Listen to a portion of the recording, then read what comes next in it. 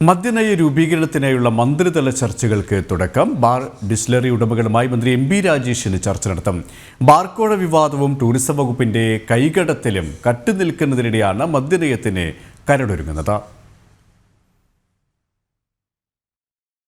ബാർക്കോഴി ആരോപണം പ്രതിപക്ഷം സജീവ ചർച്ചയാക്കി നിർത്തുന്നതിനിടെയാണ് മദ്യനയ രൂപീകരണത്തിനായുള്ള മന്ത്രിതല ചർച്ചകൾക്ക് സർക്കാർ തുടക്കമിട്ടത്.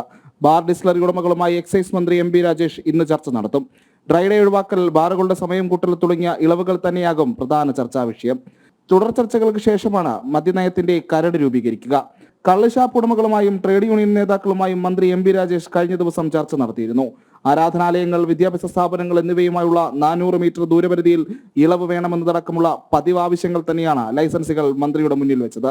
മദ്യനയത്തിലെ ഇളവിന് പകരമായി പണപ്പിരിവ് നിർദ്ദേശിച്ച് ബാർ ഉടമകളുടെ സംഘടനാ നേതാവ് അയച്ച ശബ്ദ സന്ദേശം പുറത്തായതിന് പിന്നാലെയാണ് സംസ്ഥാനത്ത് വീണ്ടും ബാർക്കോഴ വിവാദം കത്തിപ്പടർന്നത്. PA മുഹമ്മദ് റിയാസിന്റെ ടൂറിസം വകുപ്പ് എക്സൈസ് മന്ത്രി പോലും അറിയാതെ മദ്യനയത്തിൽ യോഗം വിളിച്ചതും വിവാദമായിരുന്നു. ടൂറിസം വകുപ്പിനും വിഷയത്തിൽ പ്രാധാന്യമുണ്ടെന്ന് ന്യായീകരിച്ചെങ്കിലും മദ്യനയത്തിൽ ധൃതി പിടിച്ച് യോഗം വിളിച്ചത് മന്ത്രി എം.ബി. രാജേഷിന് അതൃപ്തിയുള്ളതിന് തെളിവായി. ബിവറേജസ് വിൽപ്പനശാലകൾ ലേലം ചെയ്യുന്നതും മൈക്രോവൈനറികൾ പ്രോത്സാഹിപ്പിക്കുന്നതും മദ്യനയത്തിൽ ഉൾപ്പെടുത്തുന്നത് സർക്കാർ പരിഗണിക്കുന്നുണ്ട്. ജനം, തിരുവനന്തപുരം.